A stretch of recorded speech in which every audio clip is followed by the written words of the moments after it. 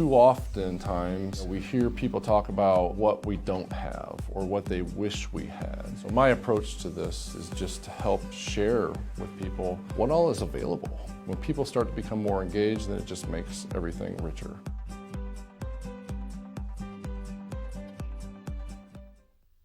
Hello everyone and welcome to our community. Today is Tuesday, December 8th, just a couple of weeks away from Christmas, and I'm excited to be here today with two special guests. My first guest is joining us by phone, Mary Ardapple, who is an integrative wellness strategist, a health coach, a yoga guide, a motivational speaker, an employee at the YMCA who teaches yoga, and just an all-around great person. And I also have with me today in studio Ryan Hinnen, who is our Senior Director of Mission Advancement, also an employee of the YMCA. And I'm so excited today about our show because we're going to talk about the importance of reflection and how we utilize reflection to make ourselves better. So Ryan, Mary, welcome to the show. Thank you for joining me today. And I'm happy to have you both here. Thank you. Thanks for having us. It's nice to be there. So before we just get into some conversation, each month when we do the show and we kind of have the weekly winning word, and that's reflect this month or this week, that's why I wanted to talk about it. I just want to give a brief definition of what reflect means, just to kind of put it in perspective, I guess. And we all kind of have our own definition of it, and I'm sure they're all pretty close to each other. But reflect means think deeply or carefully about something. It's a deliberate action of examining our thoughts, our emotions, decisions, and behaviors. So, Mary, I'm going to start with you. When you think about reflection, what comes to mind for you? How do you approach reflection? Well, thanks for asking that question. I think that what first comes to mind is a physical feeling that to go deep into our thoughts for gaining the benefits of reflection, finding stillness inside of ourselves is really, really important. Yeah. So that we can find a place that we can listen to what that reflection is sharing with us, as opposed to remembering. And I would suggest that that is the flip side of reflection. We often will lean towards the word, I believe, we remember when, as opposed to reflect upon. And so reflect upon requires stillness, a singular intentional presence within ourselves. And then the reflection is an opportunity to harness a benefit from whatever it is we are reflecting upon.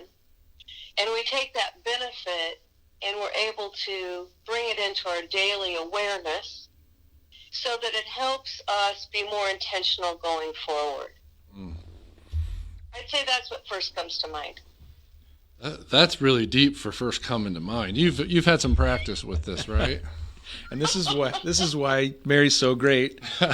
At the Y, come do yoga with Mary, and you get a little bit of this every time. I so enjoy sitting with her, and when she's doing these classes, they're so great. Thanks, Mary. Thanks, Ryan.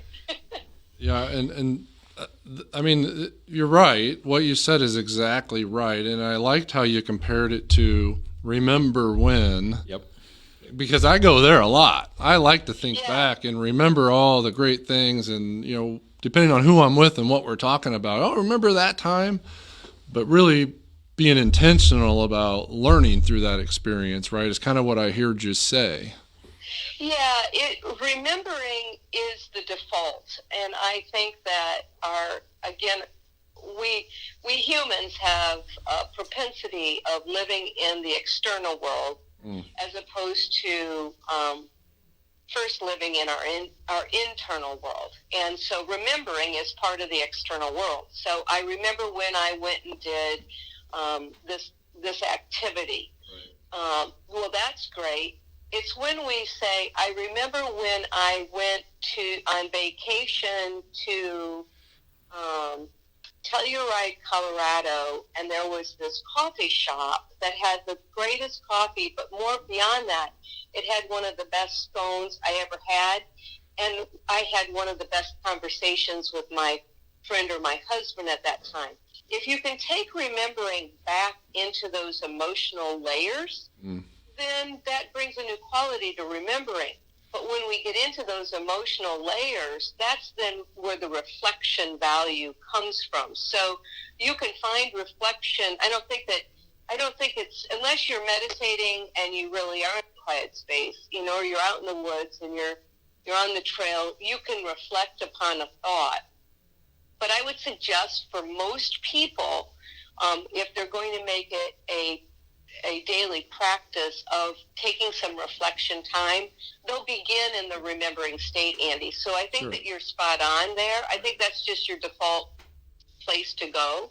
It's how do you use that? What's the connectivity that you're able to really reflect on? So you'll notice I ended my example with a relationship with a person that's really important in my life. Right. So you're going across all these little layers, and that's where the value of reflection comes upon, and that's what we actually are using as the fuel to move forward.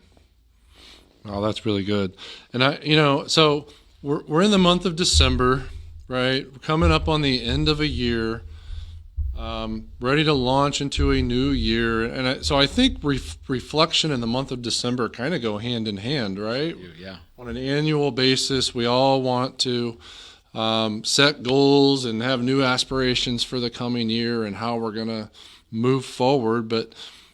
And all that's great, but if we don't take time to think about what's happened over the past several months or the past year or even the past decade, and utilize how we've grown through those experiences to prepare us for the next year or to set us up for success.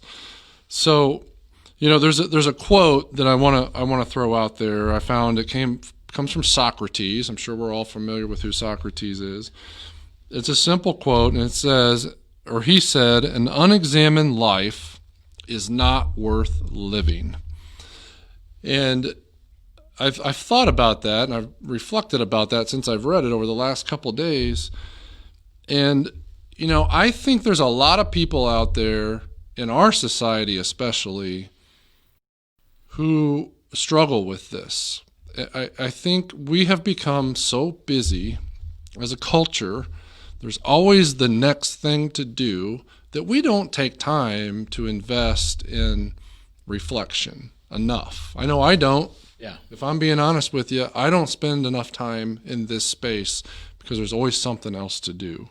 So what kind of tips can we share, Ryan and Mary, with people out there who may be struggling with this? And I think there's a lot of people like that. Well, I think something that Mary said is really interesting. She said, take time to be quiet and find a quiet spot and just have the ability to reflect. But I think it's what you brought up is just we're all so busy these days, and we very rarely have any downtime. We're go all the time. We've got phones that are in our pockets. We're carrying along this thing that buzzes and beeps and prods us to, it's taking all of our attention. And so I think one tip that I could give is just be intentional about finding time, some downtime. For the last 6 weeks, we've been doing the Strong Challenge at the YMCA, and 2 of the weeks are about connecting with others and finding time to rest.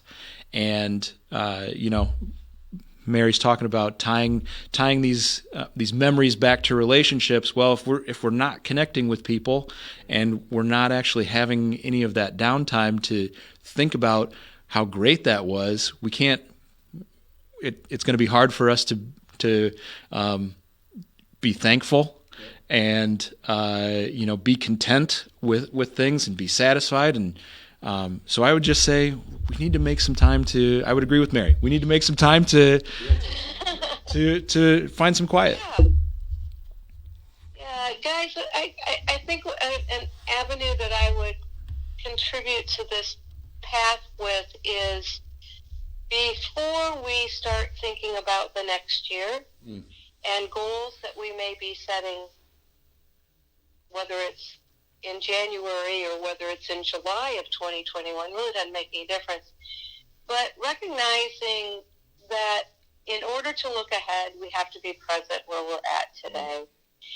And what I'm hearing a great deal with those that I interact with, whether they be actually members at the Y that, that reach out to me because of the Strong Challenge or because of yoga, or my personal clients or family and friends, is the media has done a really, really gifted job at reminding us of loss. Yes. During this time. They're gifted at that. And I get it, but I don't approve of it. Right. And so to begin with, I think that a person benefits themselves by just saying, I don't approve to have this in my space. But that being said, we are fixated right now as a culture at the time of year, the season of December. Forget just the 25th. It's the season that this is where now is the time to have this reflective conversation, Andy. I'm really glad you brought it up. Is because unlike Thanksgiving, that is a day of grace, a day of thankfulness. It's a very simple, clean holiday. It's just one day. Christmas is a season. And so using my past background at the bakery, you come off Thanksgiving and you're kind of busy. I mean, you're busier on the first week of Christmas, December, but people haven't really gotten wrapped up into that, the pace of it. And then you start socializing the second week, and cookie trays are going here and there, and then the third week, and then bam, here we are. And now January hits us in the face. Well, in this particular time, and especially as the Strong Challenge is coming to a close as we know it this week, I really encourage us, not only at the YMCA, but across all of our platforms, to take a look and ask ourselves, what does loss look like to us at the holiday time? What does that actually physically look like, okay? And so follow along with me just for a second longer. What I'm talking about is, I'll use myself as an example. It's the spontaneity on being able to call a friend and say, let's go meet for coffee today. Right. It's that last minute spontaneity thing. Hey, Paul, where do you want to go grab lunch today? We have to think through every decision that we're going to interact with another on right now, and that reinforces our awareness of loss. So how can we take the awareness of loss and be reflective on it, to take what is important to us in that reflection, to build it into a compassionate gift towards ourselves for self-love, and then a compassionate gift to those around us. And here's an example. And it's funny you should ask me this, because I was talking about this earlier in my own world. And I have a girlfriend who, for the first time, will be spending Christmas not with her daughter, who lives out on the West Coast. And so the sense of loss is overwhelming, and she also lives alone. So let's be reflective on what our members at the Y, many of our members at the Y live alone, or they have families spread out across the country. What are they missing? They're missing that human touch. Absolutely. Number one. We're missing the tonal voice calls. We're relying a lot on Facebook Messenger, texts, and emails. A Zoom call is fun, but it's not quite the same, but at least you get the voice, okay? So I'd like to champion the idea that we encourage some spontaneity that shores up what we are missing from loss, and reflect on that and turn it into a positive. So I gave my girlfriend an amaryllis bulb. Now, I don't know whether you fellas know what an amaryllis is. I'm going to assume you do, but it's a big bulb in a pot for those listening that may never had one. It's pretty carefree. You can't kill it. And That's the kind of plant I need. That's... Okay, it's the kind of plant y'all need down there. So it's just like what we do at the YMCA, okay? This bulb, this amaryllis bulb, is just exactly like our mission at the YMCA. We create a fertile platform, Yep. a landscape that is community, that feeds whatever comes to it, right? Mm-hmm. And we've just done that with hundreds of people in the Strong Challenge. Right. Yep. That many of them for the first time have exercised 20 minutes a day, 5 days a week. That's right. And that is so awesome, okay? So now we got all those people in our community, just like this bulb is rooted in this pot. Well, here's the cool thing about an amaryllis. It is a great visual for seeing growth forward. And it is going to have a strong stalk that comes right out of the middle of it. And it's going to get pretty tall, maybe 12 inches tall.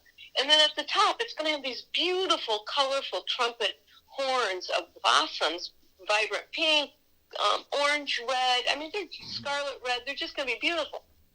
So what we've been able to do at the YMCA is be able to say to folks, your health and well-being is really important to us. And you did spend a lot of thoughtful time on launching this program a few weeks ago. And I'm really happy to have been part of that. And so now we've been able to observe our participants in this process under how their stock has grown. And we can see that by all of the compliments and all the encouragement. Gosh, there's so much encouragement on our Facebook page. And at the top of that, somebody's going to have lost 20 or 30 pounds, or they now can run a 5K, or they now can lift a heavier weight, or they've made a new friend. So we are taking that idea of harnessing a gift into a visual. So I think actually it would be awesome if we could have Hares donate to the YMCA as many amaryllis bulbs that we could give away. There you go. Now I just went out for you to go find a sponsorship as I'm just rambling off. I'll give them a call. And give them a call. You can get them at Kroger for $8 a pop. But it is really, it's how can we reflect upon what does loss look like, and then how can you pivot it and turn it into a positive, especially at this time of year. And so then, as you get that going, that's then what gives the fuel again, that they see the successful outcome. A person sees a successful outcome that leads them on to the next set of goals that they might have. But they'll be a healthier and stronger individual. So, I went down one of my lanes. I just kind of rambled off on there, but there's a lot in there I hope you found. No, there is a lot in there, and I appreciate that. And I like the way that you framed it around, the gift that you provided to your friend to spark that encouragement. I think that's really important. And it is a lot for us to think about at the Y, but I think for everybody out there, there's a role for us all to play to encourage people to do this reflection in an intentional way, right?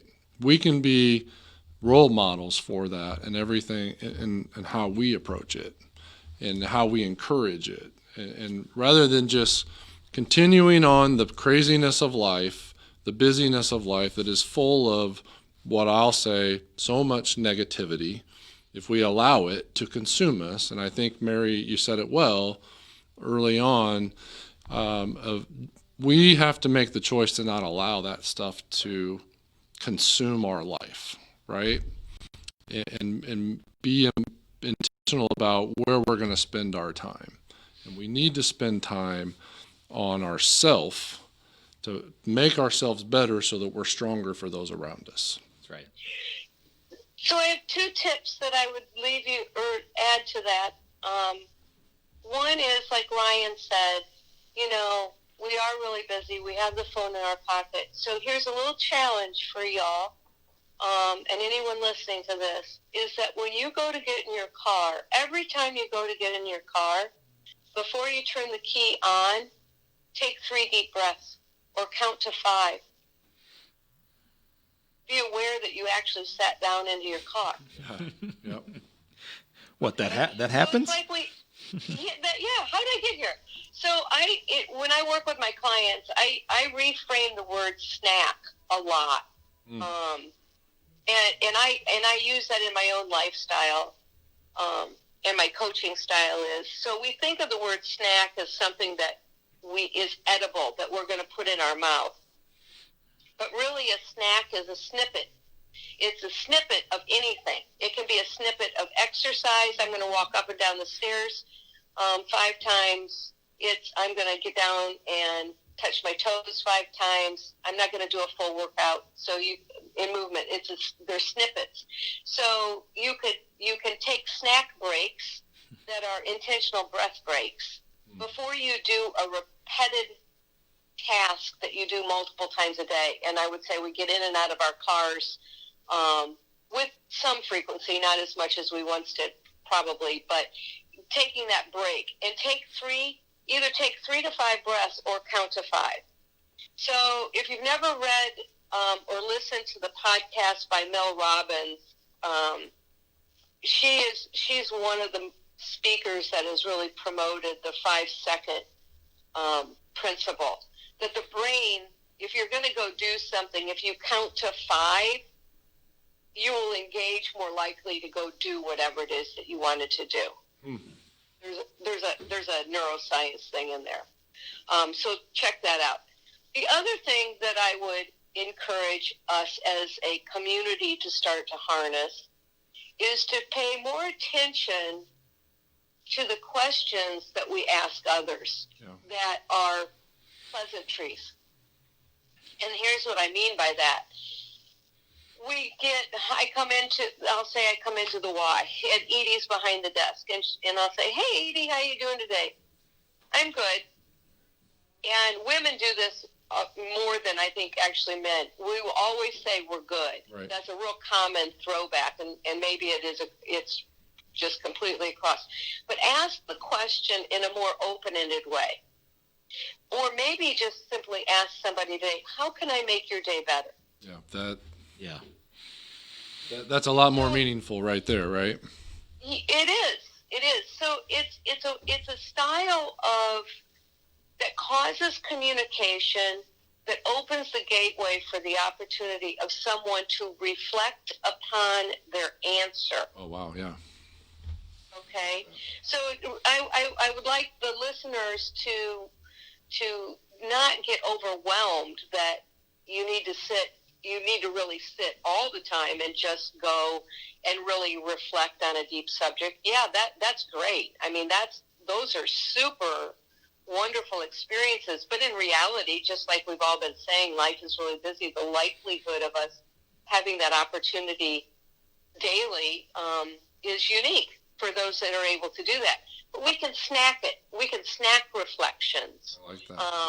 And we can encourage another to be more comfortable with reflecting on how they're responding to us by the kinds of questions we ask them. Yeah, that's really good. And it's like anything else, when we're trying to change a behavior, we've got to do it in incremental steps, right? If we're going to find success, we can't just all of a sudden stop eating potato chips. If potato chips is your guilty pleasure, which that is mine, right? I can't stop eating potato chips when I start.